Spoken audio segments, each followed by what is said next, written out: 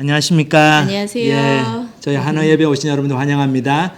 예. 이제 날씨가 많이 더워지고 오늘 이제 예배가 7월 31일 주일 예배인데 7월 달이 벌써 다 갔습니다. 예, 참 네. 덥습니다. 미국도. 예, 근데 이번 여름에 저희는 좀 참 의미 있는 여름을 보내고 있는 것 같아요. 저희가 사실 여기에 인터내셔널 학생들 사역하러 시카고 지역에 왔는데 여기 미드웨스트에서 있으면서 또 지난 여름에 이 시카고 지역에 있는 청소년들을 위한 그 서머 캠프를 할 수 있는 기회가 예, 있었죠. 지난 예. 6월에 그런 캠프를 할 수 있어서 참 좋았는데요. 네, 그것이 계기가 돼가지고 이제 저희가 예.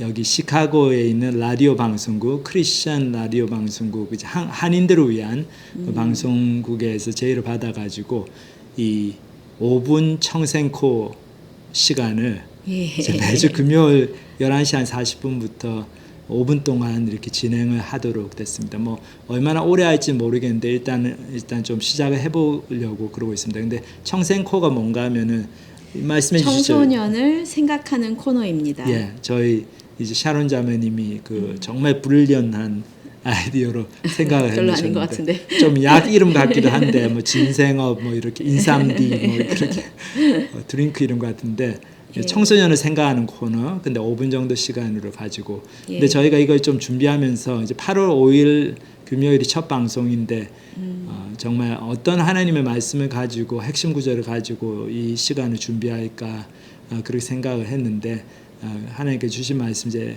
에베소서 6장 4절 말씀이죠. 또 아비들아 너희 자녀를 노엽게 하지 말고 오직 주의 교훈과 흉계로 양육하라. 예, 여기 말씀 보면은 저희가 주님의 교훈과 훈계로 양육을 해야 되는데, 예. 그러니까 아이들을 그냥 방치하고 뭐 애들을 친구처럼 뭐 아유 뭐 이제 애들이 원하는 대로 다 해주고 그러려는 말씀이 아니죠. 예. 그게 아니고 주의 교훈과 훈계로 바르게 양육을 해야 되는데, 근데 그 양육을 하는 동안에 아이들을 또 노엽게 하면 안 된다 그랬습니다. 예. 그러니까 이게 참 어려운 것 같습니다. 쉽지가 않죠. 예. 특히 청소년들, 우리 중고등학교 아이들 자기 생각도 강하고 예. 또 부모에 대한 반항심도 많이 생기고 그럴 나이인데 그럴수록 저희들이 어떻게 하면 아이들의 마음을 상하지 않게 하면서 화를 돋구지 않으면서 주님의 교훈과 훈계를 양육할까 이 고민을 많이 해봐야 될 것 같아요. 예. 기도하고. 저희들이 아이가 둘이 있습니다. 아들과 딸이 있는데 하나이는 좀 굉장히 반항적인 청소년기를 지났고요. 하나이는 별로 그렇지 않고 스무드하게 청소년기를 지났는데요. 그렇게 생각을 해보면서 정말 아이가 반항하고 말 안 듣고 그럴 때 얼마나 정말 화가 나는지요. 그래서 저희 그 부모님들을 생각하면은 정말 너무 힘드시겠다라는 생각이 벌써 듭니다. 저희 아이들 큰 아이는 이제 벌써 대학을 졸업하고 직장 생활을 하고 있고요. 그다음에 둘째 아이는 대학을 갔는데 뒤돌아보니까 정말 힘들었던 생각도 많이 나고 근데 한 가지 레슨을 배울 수 있는 게 무엇인가 생각을 해볼 때 한 가지 중요한 게 자녀들을 노엽게 하지 않으려면 저희가 화를 내면 안 되겠습니다. 그러니까 화를 뭐 내도 되는데 예. 화가 난 상태에서 자녀들한테 막 화난 상태에서 감정적으로? 내뱉는 예. 감정적으로 내뱉는 말이나 어떤 행동들, 결정들 그런 것들은 참 하면 안 될 것 같아요. 예. 그게 화가 우리가 치밀어 오는 상태에서 우리가 다 죄인이기 때문에 거기서 좋은 말이 안 나가고 하나님 기뻐하시는 결정을 하지 못하죠. 아이를 정말 우리가 사랑한다고 하지만은 또 우리 마음대로 아이를 조종하고 싶고 그런 마음이 또 얼마나 강합니까? 그렇기 때문에 또 내가 이렇게 화가 난 상태에서 아이들을 함부로 대하지 않도록 화가 났을 때는 좀 바깥에 나가서 마음을 식히고 또 기도하고 좀 산책을 하는 가라앉히고 그런 게 너무 중요한 것 중요한 같습니다. 것 같아요. 예. 그래서 저희가 앞으로 이 청생코 시간 잘 진행할 수 있도록 기도해 주시고 예. 이제 저희들이 시간을 하면서 조금씩 또 저희의 경험도 나누고 근데 이 예배 시간 우리 한화 예배 시간에 또 이렇게 처음에 이렇게 소개하는 그런 시간에도 같이 이런 것들을 나누면 좋을 것 같아서 저희들이 이 말씀을 오늘 생각해 보았습니다. 그래서 오늘은 또 찬양 저희들 한 곡 듣고 부르고 이제 요한복음 2장 두 번째 중요한 사건 예수님께서 예루살렘 성전에 올라가셔가지고 성전에서 일어나는 일들을 보시면서 어떻게 반응을 보이셨나 그 굉장히 중요한 사건을 함께 묵상해 보도록 하겠습니다.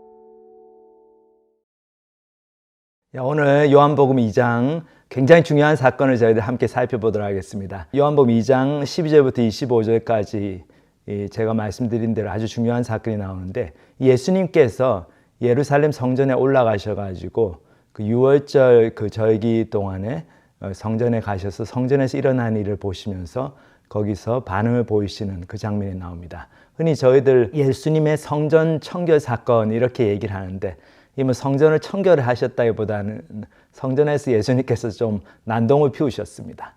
왜 그런지 좀 살펴보겠습니다. 근데 참 재밌는 게, 여기 이제 본문을 보시면은 2장 12절부터 14절, 그 후에 예수께서 그 어머니와 형제들과 제자들과 함께 가버나움으로 내려가셨으나 거기에 여러 날 계시지는 아니하시니라. 유대인의 유월절이 가까운지라 예수께서 예루살렘으로 올라가셨더니 성전 안에서 소와 양과 비둘기 파는 사람들과 돈 바꾸는 사람들이 앉아 있는 것을 보시고, 여기 보면은 예수님께서 가버나움으로 어머니와 형제들, 제자들과 함께 내려가셨다 그랬는데, 사실 이제 가버나움은 갈릴리 그 호숫가에 있는 마을입니다. 근데 이 가버나움에 예수님의 수제자였던 베드로의 집이 있었고, 아마 그 집이 굉장히 컸던 것 같아요. 그래서 예수님께서 가버나움을 중심으로 갈릴리 지역에서 많은 사역을 하셨습니다. 근데 재밌는 것은 요한복음에서 요한은 예수님의 가버나움 사역을 먼저 기록하지 않고, 그러니까 좀 시간적인 순서에 구애받지 않고 예수님의 사역의 굉장히 중요한 첫 번째 사건으로 성전에 올라가셔가지고 예루살렘을 방문하셔가지고 성전에서 어떤 일을 하셨나, 그것을 기록하고 있습니다. 이것은 무엇을 보여줍니까? 요한복음의 기록 목적을 저희들 생각해 보면은 그 이유를 조금 알 수 있습니다. 요한복음의 기록 목적이 그 요한복음 20장 30절에서 31절에 나오죠. 여기 보면 예수께서 제자들 앞에서 이 책에 기록되지 아니한 다른 표적도 많이 행하셨으나 오직 이것을 기록하면 너희로 예수께서 하나님의 아들 그리스도이심을 믿게 하려 함이요 또 너희로 믿고 그 이름을 힘입어 생명을 얻게 하려 함이니라. 자, 여기 보면 예수님께서 그 많은 기적들을 행하셨는데 요한이 뭐라고 그럽니까? 여기서 그 기적들 중에 어떤 일부만 추려가지고 그 표적이 될 만한 것들. 그러니까 여기서 이제 기적과 표적의 차이를 볼 수 있는데, 기적은 예수님께서 하신 여러 가지 초자연적인 사건이죠. 근데 그것들 중에서 특별히 표적이 될 만한, 표적이라는 거는 이제 예수님께서 메시아이시고 예수님께서 하나님의 아들이심을 드러내는 증거가 될 만한 그런 중요한 그런 기적들만 기록을 했다. 그런 사건들만 기록을 했다는 거죠. 근데 그 이유는 너희로 예수께서 하나님의 아들 그리스도이심을 믿게 하려 함이요 또 너희로 믿고 그 이름을 힘입어 생명을 얻게 하려 함이니라. 저희들 요한복음의 기록 목적에 대해서 첫 번째 시간에 살펴봤는데, 사도 요한이 이 요한복음 기록할 때는 이제 AD 거의 90년 가까이 되는 이 기독교 신앙이 이제 두 번째 세대로 내려가는 그런 시대였어요. 교회가 이미 많이 세워져 있고 그 교회 속에서 그 교인들의 자녀들이 교회 안에서 태어나가지고 아버지 어머님의 신앙을 물려받고 그렇게 자라는 그 2세들이 이미 이제 장성했을 때입니다. 근데 이제 요한이 볼 때 하나님의 교회에 특별히 이제 2세들이 하나님의 신앙을 물려받는다고 했는데 그 껍데기만 있고 실제로 알맹이로 정말로 그게 자기 신앙이 되지 못하고 그냥 지식적으로만 하나님을 알고 있고 뭐 그런 거를 많이 본 것 같아요. 그래서 이미 그 세 가지 공관복음이 존재했지만, 마태, 마가, 누가복음이 회자하고 있었지만은 요한은 여기 내가 좀 예수님이 진짜 하나님의 아들이시고 예수님이 누구신가 그거를 보여주는 복음서를 하나 더 기록을 해야 되겠다. 그렇게 해서 요한복음을 기록을 했고, 그렇기 때문에 요한복음의 관점은 다른 그 세 복음의 관점과는 조금 틀립니다.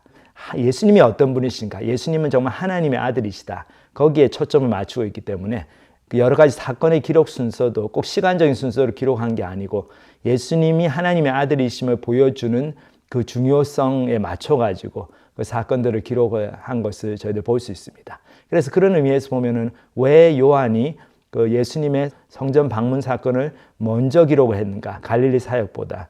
거기에 대해서 저희들이 좀 이유를 알 수가 있죠. 여기 보면 예수님께서 이제 올라가셨는데 유대인의 유월절이 가까웠기 때문에 성전에 가셨어요. 사실 유월절은 유대인들에게는 가장 중요한 그 종교적인 절기 중에 하나죠. 3대 절기가 있었는데 그 중에 하나가 유월절입니다. 유월절은 이스라엘의 민족 해방절이죠. 우리나라로 치면 이제 8.15 광복절 같은 건데, 모세가 그 옛날에 BC 한 1400년경에 이스라엘 민족들을 하나님의 인도하심을 받아가지고 하나님의 소명을 받아서 애굽의 그 노예 생활에서부터 구해낸 거죠. 그래서 그 출애굽하에서 가나안 땅으로 들어오는 그 여정을 시작을 하는데, 근데 출애굽을 할 때 그 마지막 날 밤에, 애굽에 떠나기 전 밤에 하나님께서 죽음의 사자를 보내서 애굽의 모든 장자를 치실 때, 그게 이제 하나님이 10가지 재앙 중에 마지막 심판이었죠. 마지막 재앙으로 바로를 이제 징벌하시기 위해서, 그래서 바로가 항복하고 하나님의 백성들을 보내게 허락을 하도록 하기 위해서 애굽의 모든 장자들을 칠 때에, 근데 이스라엘 백성들은 어떻습니까? 하나님께서 문설주와 임방에 그 집 바로 앞에 그 대문 앞에 그 양의 피, 유월절 그 양의 피를 바르면은 그 죽음의 사자가 그 피를 보고 그 집은 들어가지 않고 넘어간다. 유월이라는 말이 이제 넘어간다 이런 뜻인데, 한자말로 그런 절기입니다. 그러니까 이스라엘이 죽음의 사자의 하나님의 심판도, 하나님의 그 정말 준엄한 심판, 애굽 사람을 향한 심판을 피할 수 있도록 하나님께서 양의 피를 통해서 놀라운 구원의 역사를 이루신 것. 이스라엘에 속한 모든 장자들은 그 양의 피를 바른 그 집안에 있었기 때문에 죽음을 면하는 그 구원 사건, 그리고 그것을 통해 가지고 이스라엘이 정말 그 히브리 민족이 애굽 땅에서 해방이 되는 그 절기, 그 사건을 기념하는 것이 바로 유월절입니다. 이스라엘 민족 해방절이고, 이스라엘 백성에게서는 하나님이 어떤 분이신가를 분명히 보여주는 그런 놀라운 사건이었죠. 그렇기 때문에 하나님께서 유월절을 지키라 그렇게 명령을 주셨어요. 그래서 초막절, 그리고 수장절이라고 그러죠. 그 추수감사절에 해당되는데 그거하고 또 칠칠절, 오순절이라고 그러는데, 이런 그 봄에 그 봄밀을 수확하고 나서 하나님께 감사드리는 절기, 그 두 절기와 함께 이 유월절이 이스라엘의 3대 종교 절기입니다. 가장 중요한 사실 절기예요. 그렇기 때문에 유월절을 맞으면 이스라엘 모든 남자들은 이렇게 성전에 올라가서 하나님께 예배드리도록 그렇게 하나님께서 말씀하셨습니다. 그렇기 때문에 심지어 예수님 당시에도 이스라엘의 많은 사람들이 예루살렘 성전에 유월절이 되면 올라가서 예배드리고 했습니다. 그래서 아마 예수님도 그 시간에 맞춰가지고 예루살렘 성전에 가신 것 같습니다. 근데 성전에 가셨는데 예수님께서 본 것이 무엇입니까? 성전이 이렇게 외곽에 있는 뜰이 있는데, 여기 이제 그림에 나오지만은 예루살렘 성전이 이제 헤롯 대왕이 지은 굉장히 큰 성전이었는데, 그 성전 안에 들어가서 사람들이 예배드리는 장소가 있고, 성전 바깥에서 바깥쪽들은 이제 이방인들과 여자들도 들어올 수가 있었어요. 근데 바깥쪽들을 예수님께서 지나가시는데 거기서 무엇을 보셨습니까? 여기 보면 소와 양과 비둘기 파는 사람들과 돈 바꾸는 사람들이 앉아 있는 것을 보시고, 그러니까 이 바깥쪽들이라고 해도 이게 성전 안이거든요. 이 성전에 속했는데 거기서 이 사람들이 장사를 하고 있었다는 거죠. 근데 이 사람들이 무엇을 팔고 있었습니까? 소, 양, 비둘기, 그 돈도 막 바꾸고 있었고, 근데 왜 이런 일들을 하고 있었을까요? 이건 좀 그 배경을 살펴보면 저희도 이해가 되는데, 이제 이스라엘 백성들이 이제 온 각지에서 또는 뭐 이스라엘 바깥에서 외국에 사는 이민자들까지도 다 이렇게 예루살렘 성전에 유월절에 와가지고 하나님께 예배를 드리려고 하는데, 이 예배의 그 핵심 중에 하나가 동물을 가져와가지고 하나님께 희생 제사를 드리는 거거든요. 저희들이 지난주에 살펴봤지만은 침례 요한이 예수님을 보고 하나님의 어린 양이다. 그때 그런 게 하나님께서 저희들의 죄를 위해서 공급해 주시는, 하나님께서 주시는 희생 제물이다, 그런 뜻이잖아요. 그것처럼 이제 이스라엘 백성들도 자기들이 이제 성전에 와서 하나님께 예배드릴 때 그냥 올 수가 없죠. 자기들의 죄를 가려줄 수 있고 죄 용서함을 허락받을 수 있는 그 제물을 가지고 옵니다. 그 제물이 주로 이제 양과 소 그러는데, 근데 이스라엘 백성들이 멀리서 오는 사람들은 그 양소를 끌고 오다가 이제 양과 소 그리고 비둘기 이런 동물들이 상처가 나고 죽기도 하고 하여튼 이렇게 흠이 많이 생기죠. 그러니까 그렇게 하기보다는 성전에 딱 와가지고 거기서 딱 성전에서 제사장들이 딱 이렇게 공인을 한, 딱 이미 그 좋은 제품이라고, 좋은 이제 제물이라고 딱 이렇게 도장을 찍어준 그런 제물을 사가지고 바로 거기서 제사를 지내면 좋잖아요. 그래서 성전에서도 그런 이제 서비스를 제공을 하고, 그래서 양과 소와 그런 제물을 파는 상인들이 점점 늘어나게 되었습니다. 이 사람들이 아마 굉장히 비싼 값에 팔았겠죠. 근데 여기 예배하기 위해서 오는 순례자들 입장에서는 좀 값이 비싸더라도 그렇게 해서 제물을 드리는 게, 자기가 집에서 가지고 오다가 제물에 이렇게 상처가 생기고 탈이 나가지고 제사장한테 이렇게 어프로브를 못 받고 빠꾸 당하는 그거보다는 훨씬 낫잖아요. 그러니까 좀 비싸더라도 사고 그렇게 많이 했던 것 같습니다. 그 돈 바꾸는 사람이다. 이 얘기는 뭔가 하면 이스라엘의 백성들이 그 당시 이제 로마 제국의 식민지로 있었는데 이 로마 제국의 화폐를 그러니까 쓸 수밖에 없었죠. 근데 화폐에 로마 황제의 초상이 그려져 있었어요. 근데 이스라엘 백성들은 로마 황제가 이렇게 막 자기가 신처럼 군림하고 하나님인 것처럼 막 그렇게 자기를 드러내고 사람들에게도 믿을 것을 강요하고 그랬는데 그것을 굉장히 싫어했죠. 왜냐하면은 이 사람들은 하나님만이 우리의 참된 왕이다, 참된 신이다. 그런 유효신 신앙을 갖고 있었기 때문에. 그래서 로마의 그 황제가 그려진, 초상이 그려진 그 화폐를 성전에서 쓸 수 없도록 했어요. 그래서 성전에 와가지고 거기서 재물을 사고, 그리고 성전에서 어떤 성전세를 바치고, 비용을 이렇게 지불하고 그럴 때는 그 성전에서만 쓰는 통화로 그 돈으로 다시 환전을 해야 됐습니다. 그러니까 자기들이 보통 때 쓰는 로마의 화폐를 가져와서 그 성전에서 환전을 받는 거죠. 근데 그 환전을 도와주기 위해서 이 돈 바꾸는 상인들도 많이 와 있습니다. 그런데 이 사람들이 와가지고 이렇게 뭐 동물을 팔고 사고 뭐 돈을 받고 하니까 그 성전의 그 뜰이 어떻게 되겠습니까? 좀 돗대기 시장 같았겠죠. 시끄럽고 또 거래하고 좀 싸게 해주세요. 이거 저번에 내가 이거 양을 살 때는 10불밖에 안 냈는데 왜 이번엔 12불입니까? 너무 비쌉니다. 그리고 이거 별로 좋지도 않고 막 그러면서 온갖 그런 대화들이 오가고 굉장히 시끄러웠을 것 같아요. 그러니까 예수님께서 그런 모습을 보시고 와 어떻게 반응을 보이십니까? 여기 이제 그 다음 구절을 보면 노끈으로 채찍을 만드사 양이나 소를 다 성전에서 내쫓으시고 돈 바꾸는 사람들의 돈을 쏟으시며 상을 엎으시고 비둘기 파는 사람들에게 이르시되 이것을 여기서 가져가라. 내 아버지의 집으로 장사하는 집을 만들지 말라 하시니. 자, 예수님께서 굉장히 화를 내십니다. 그러니까 보통 예수님께서는 온유하시고 사람들에게 친절하게 대하시고 그런 분이신데 여기 보면 예수님께서 굉장히 막 폭력까지 쓰십니다. 노끈으로 채찍을 만들어가지고 사람들을 때린 건 아니지만 양이나 소를 막 때려가지고 양소들이 놀래가지고 다 이렇게 성전에서 나가게 하시죠. 그리고 돈 바꾸는 사람들의 돈을 여러분 여기서 이런 거 하면 안 됩니다. 빨리 나가주시기 바랍니다. 이렇게 좋게 말하시는 게 아니고 그냥 가셔가지고 그거 엎어버리시죠. 테이블을 엎어버리시고 당장 나가라고.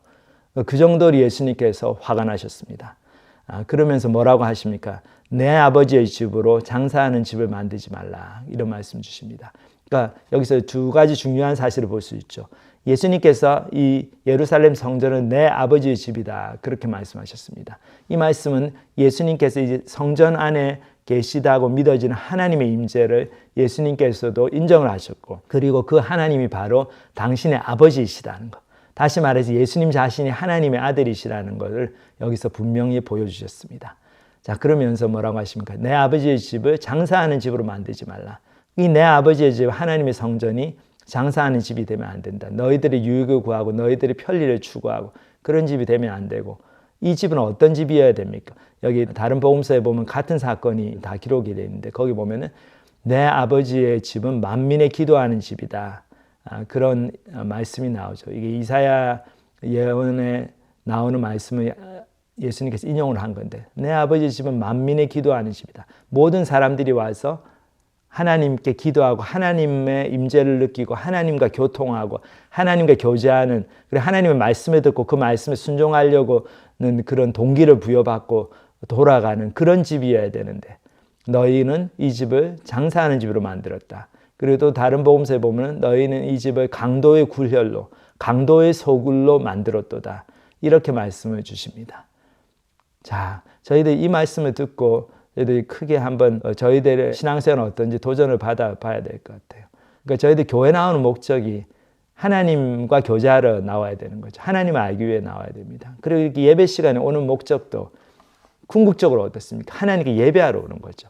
저희가 여기 와가지고 하나님 말씀도 배우고 사람들하고 교제하고 다 그런 게 너무 필요하지만 궁극적으로는 저희들이 교회에 와서 참여하는 그 핵심적인 행사의 본질은 저희들이 하나님께 예배하는 거죠. 하나님께 예배하는 것은 저희들이 하나님을 위해서 하는 것이지 저희들의 유익을 위해서 하는 것만이 아니죠. 물론 저희들이 하나님께 예배함을 통해서 하나님의 은혜를 경험하고 하나님 말씀을 듣고 그러니까 많은 유익이 있지만 그것이 본질적인 이유는 아닙니다. 본질적으로 가장 중요한 이유는 저희들이 나와서 하나님께 예배 드리는 거죠. 하나님을 영화롭게 하고 하나님을 찬양하고 하나님을 묵상하고 하나님 말씀에 귀를 기울이고 왜냐하면 그것을 하나님이 기뻐하시니까 저희들이 그렇게 하는 거죠.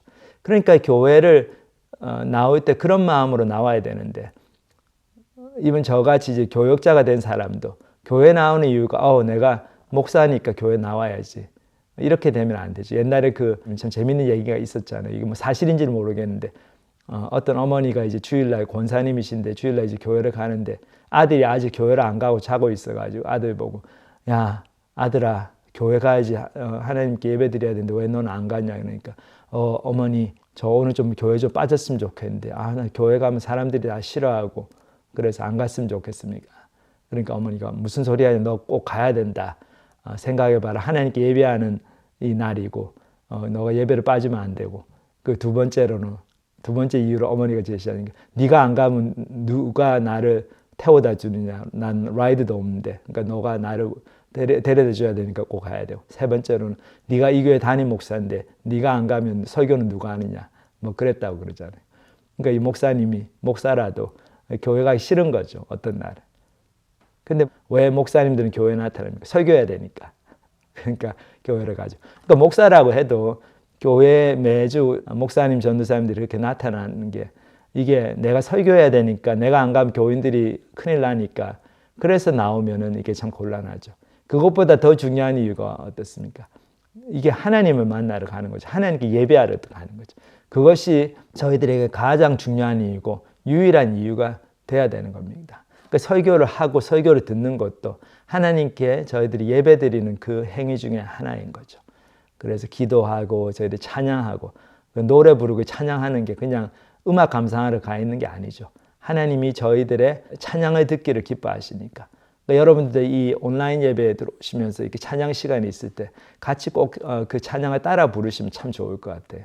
그럼 하나님께서 너무 기뻐하시고 그것이 예배의 가장 중요한 본질 중에 한 부분입니다. 하나님을 찬양 드리는 거.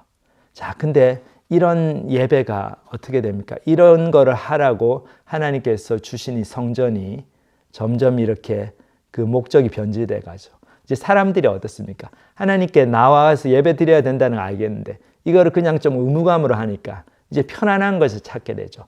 정말 본질적으로 생각해 보면은 자기들이 집에서 자기들이 아끼는 양과 소 이런 거를 가지고 와가지고 참 내가 너를 사랑하지만은 내 죄 때문에 너가 죽어야 되겠구나 이러면서 그 마음의 아픔을 느끼면서 그 제물을 드리고 그것을 통해서 자기 죄의 심각성을 깨닫고 회개를 하고 그리고 죄를 안 지으려고 노력하고 그렇게 해야 되는데 이 사람들이 점점 편의주의에 빠지니까 편리한 거를 추구하니까 아이고 뭐 제물을 끌고 가고 그러기도 힘들고 가다가 사고 날 수도 있고 그러니까 성전에 가서 사면 됩니다. 돈 좀 더 내고 사죠.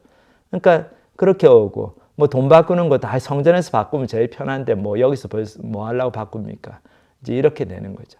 그러니까 요새는 뭐 모든 걸 편의주의로 저희들이 모든 생활을 하고 그렇게 되는 거 편한 게 뭐 거의 제일 중요한 가치가 된 그런 세상입니다. 어떻게 하면 좀 더 편할까? 그러니까 밥 먹는 것도 인스턴트 푸드 뭐 그렇게 간단하게 먹을 수 있는 거 편리하게 먹을 수 있는 거 하려고 그러고 그리고 뭐 인터넷이나 이런 것도 얼마나 편합니까? 그렇게 저희들이 편한 것을 추구할 때 이제 저희들의 마음이 하나님으로부터 점점 멀어지는 거죠. 그러니까 누가 그러더라고요. 교회에 사람이 모이게 하려면은 두 가지가 좋아야 된대요. 하나가 아니 세 가지가 좋아야 된대. 하나가 주차장이 좋아야 되고 또 하나가 여자 화장실이 깨끗해야 되고 또 다른 하나가 아이들 프로그램이 잘 돼 있으면 그러면 어른들이 교회에 온다는 거죠. 근데 참 그걸 들으면은 뭐 세 번째 아이들이 프로그램이 잘 돼 있는 건 이해가 되는데 참 첫 번째하고 두 번째 이유는 좀 안타깝죠. 주차장이 없어가지고 좀 멀어도 그 교회가 자기가 정말 속한 주님의 몸된 교회이고 그 교회에 정말 살아있는 말씀이 있으면 주차를 멀리 하고라도 버스를 타더라도 1시간 버스를 타더라도 와가지고 말씀을 듣고 그래야 되는데 그리고 집이 너무 멀면 뭐 이사를 해서라도 그 교회 근처로 와서 신앙생활을 해야 되는데 그렇게 안 하죠 사람들이. 주차장 넓은 교회, 편안한 교회로 갑니다. 그리고 화장실도 깨끗하고 누가 다 그 교회가 돈이 많아가지고 막 그런 관리 집사님들 관리하는 분들 채용해가지고 깨끗하게 해놓은 건물 그런 교회 가고 싶어 하죠. 자, 이스라엘 백성들도 그런 어떤 인식이 점점 있었던 것 같아요. 그런데 그 예수님의 반응을 보면은 저희들이 좀 뜨끔하죠. 예수님께서 얼마나 화를 내셨는지, 웬만하면 참아주시는 예수님인데 이거는 예수님께서 넘어가지는 않으셨어요. 그러면서 거기서 폭력을 행사하시고 난동을 부리십니다. 혼자서. 이게 뭐 좋게 말해서 성전 청결 사건이지 성전 난동 사건이죠. 자, 이렇게 하니까 제자들이 벌써 예수님의 모습을 보면서 큰 인상을 받습니다. 이게 뭐라고 그럽니까? 제자들이 성경 말씀에 주의 전을 사모하니 열심히 나를 삼키리라 한 것을 기억하더라. 자, 이 말씀을 저희들 잘 보면은 야, 화를 내야 될 때 화를 안 내는 것도 하나님 앞에서 얼마나 죄인가 그걸 알 수 있어요. 이거 보면 제자들이 예수님께서 이 성전이 장사하는 집이 돼가고 성전에 와서 예배드린 사람들이 점점 그냥 자기의 편한 거, 자기의 유익을 추구하면서 하나님께 예배드리는 거를 그냥 때우기식으로 아유, 내 예배 뭐 의무적으로 드려야 되니까 할 수 없으리는데 어떻게 하면 좀 짧은 설교하고 짧고 그냥 산뜻하게 예배 끝나고 1시간 딱 예배 끝나고 45분이면 더 좋고 끝나고 내가 가족들하고 브런치 먹으러 갈 수 있는 그런 교회로 갈까? 이제 이런 생각에 젖어 있을 때 그렇죠. 우리 한국 교회도 저는 어렸을 때 대학 다닐 때는 좀 순진해가 잘 몰랐는데 큰 교회 가니까 다 7am 예배가 있더라고요. 7시, 아침 7시. 그래서 저는 이제 생각에 와, 이 교인들이 참 부지런하다. 어떻게 아침에 그렇게 일찍 일어나가지고 예배에 오네 했는데 나중에 알고 봤더니 이게 아침 7시에 오는 예배 오는 분들이 뭐 어떤 분들은 그렇게 믿음이 좋은 분들이 아니더라고요. 그냥 7시에 예배 드리고 그럼 8시 반이면 끝나니까 그 다음에 남은 주일을 자기 마음대로 골프 치러 다니고 놀러 다니고 아니면 독서실 가서 공부하고 뭐 학생 같으면 그렇게 보내겠다는 거죠. 그러니까 아침 일찍 하나님께 드려야 될 의무를 딱 도장 찍고 다 했습니다. 그리고 산뜻하게 그 다음부터 남은 하루를 거의 자기 공휴일처럼 자기 시간으로 즐기겠다. 참 이거는 하나님 보실 때 예수님 보실 때 절대로 기뻐하시는 게 아니고 굉장히 예수님께서 가증하게 여기시는 겁니다. 여기 예수님의 반응을 보면 알 수 있죠. 그건 왜 그렇습니까? 예수님께는 하나님의 영광이 절대 가치였습니다. 제일 중요한 가치였어요. 그래서 사람들이 뭐 자기를 모독하고 뭐 자기한테 나쁘게 얘기하고 그런 건 예수님께서 참으시지만 아버지 하나님을 그렇게 홀대하는 거는 그거는 예수님께서 못 참으시는 거죠. 우리 세상 말로 뭐 뚜껑이 열린다. 그런 표현이 맞는 그런 예수님의 마음을 볼 수 있습니다. 불같이 화를 내십니다.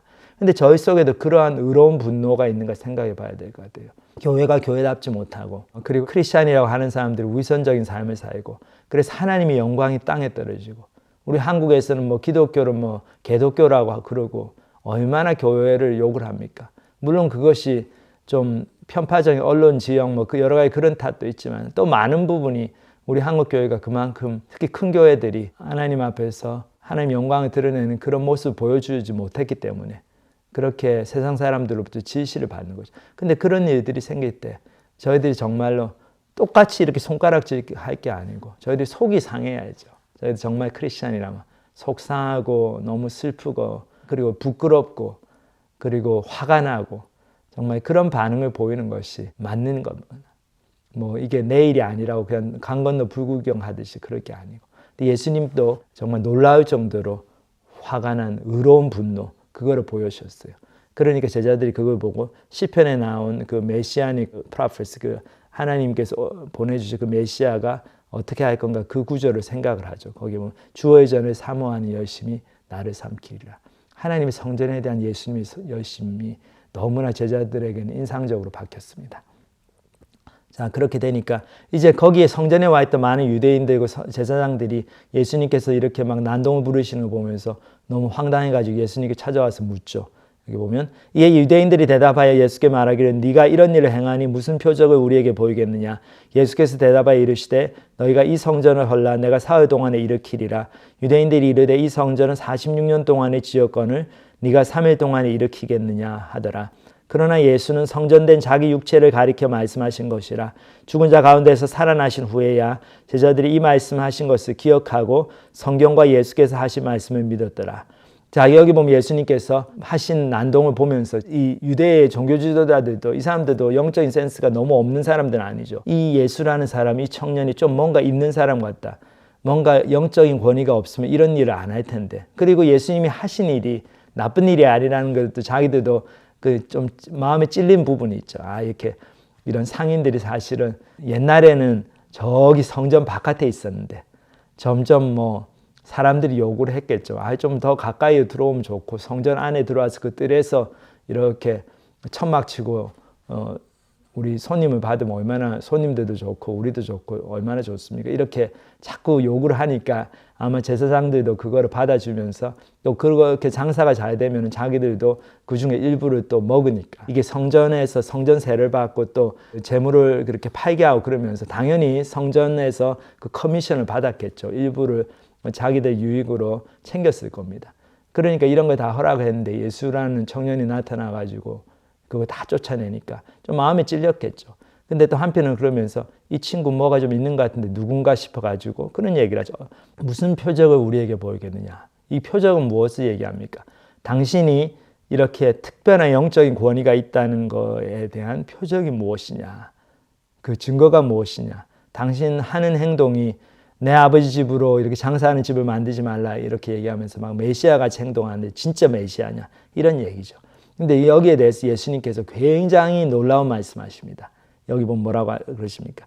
이르시되 너희가 이 성전을 헐라 내가 사흘 동안에 일으키리라. 그러니까 예수님께서 말씀하시면 이 성전 너희 다 헐어버려라. 내가 3일 만에 다시 세우겠다 그랬어요.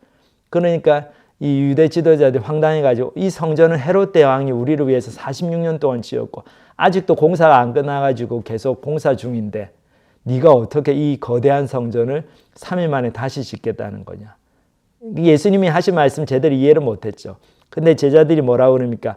나중에 예수님께서 돌아가시고 난 다음에 3일 만에 부활하셨잖아요.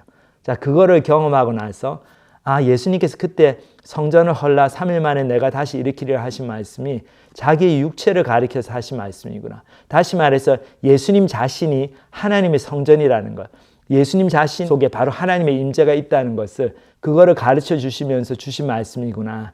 그것을 깨닫게 됐죠. 그러니까 예수님 뭐라고 말씀하세요? 이 건물, 헤롯 대왕이 지은 이 아름다운 건물에 하나님의 임재가 있는 게 아니고 내가 바로 그 하나님의 아들, 하나님의 임재를 가지고 다니는 사람이고 그런 존재이고 그렇기 때문에 나는 이 성전에서 일어나는 온갖 종류의 편의주의 그리고 인본주의적인 그런 많은 행동들을 용납할 수가 없다. 그래서 내가 와서 다 쫓아내는 거다. 왜냐하면 내가 바로 성전의 주인이기 때문에 내가 바로 하나님의 아들이고 이 집은 바로 나의 아버지의 집이기 때문에 나는 하나님의 영광을 위해서 이렇게 해야 된다. 이런 말씀을 하시는 거죠. 자, 그래서 이 성전에서 예수님께서 보여주신 모습을 통해서 저희가 예수님께서 정말 하나님의 아들이시구나. 그것을 알 수가 있고 그리고 예수님께서 하나님의 영광을 얼마나 소중하게 생각하시는가. 그거를 볼 수가 있습니다. 그래서 저희가 크리스찬으로서 그리고 하나님을 쫓아가려고 하나님을 알아보려고 이렇게 이 온라인 예배 오신 여러분들 모두가 하나님께 대해서 관심이 있기 때문에 이 설교를 들으시는 거겠죠. 근데 저희들이 가장 중요하게 알아야 될 사실이 하나님에 대해서 알아야 될 사실이 하나님은 자기의 영광을 첫 번째로 생각하시는 분이라는 거죠. 하나님은 거룩하시고 하나님은 우리와 너무나 다르시고 하나님은 죄와 함께 계실 수가 없는 분이고 그런 분이라는 것을 분명히 알아야 되겠습니다. 그거를 저희들이 깨달을 때 그런 하나님께서 예수님을 우리에게 보내주셔가지고 그 하나밖에 없는 독생 성자 그 아들 예수님을 우리에게 보내주셔서 십자가에 죽게 하시고 우리를 구원하시기 위해서 그렇게 하셨다는 게 얼마나 놀라운 사랑이고 은혜인가. 그리고 우리가 정말 그런 은혜를 받을 가치가 없는 존재들인데 우리에게 그런 은혜를 주셨나. 그 하나님의 은혜와 사랑에 대해서 저희들이 깊이 감사하게 되는 거죠. 하나님이 저희를 구원해 주실 의무가 있는 분도 아니고 하나님이 무슨 세일즈맨처럼 우리한테 와가지고 내가 이렇게 너를 위해서 했으니 이게 진짜 그 딜이니까 믿어라. 네가 믿으면 나도 참 좋겠다. 그래서 우리가 무슨 선심 쓰듯이 하나님을 믿어드리는 게 절대 아니죠. 하나님 안 믿어서 손해보는 사람은 우리지 하나님이 아니거든요. 그래서 우리가 좀 그런 하나님에 대한 두려움을 가지고 말씀을 듣고 또 교회 생활을 하고 예배에 나오고 그렇게 해야 될 것 같습니다.